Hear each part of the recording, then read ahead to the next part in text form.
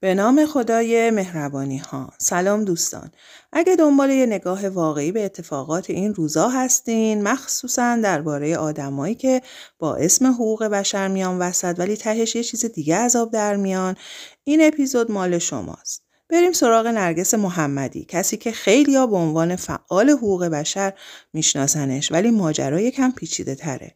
نرگس محمدی سالهاست با شعار دفاع از حقوق زندانی‌ها و آزادی‌های مدنی فعالیت میکنه، ولی واقعاً هدفش چیه؟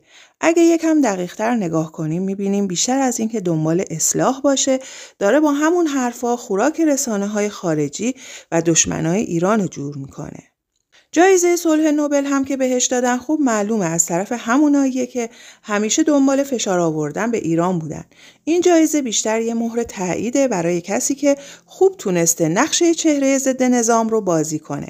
حالا عکسش با خانواده تاجزاده هم اومده بیرون. یعنی چی؟ یعنی یه بخشی از اصلاح طلبا دارن با آدمایی مثل نرگس محمدی همراستا میشن. اصلاح طلبی اگه تو چارچوب باشه قابل احترامه، ولی وقتی میره سمت پروژه های دشمن دیگه اسمش اصلاح نیست، اسمش همدستی با براندازیه. یه مثال بزنم. آل سلا تو سودان با همین شعارا اومد وسط، شد نماد اعتراض.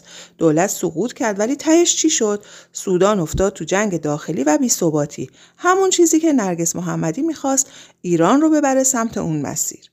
ببینید دوستان، ما حامی جمهوری اسلامی ایرانیم چون میخوایم کشورمون مستقل، امن و با عزت بمونه.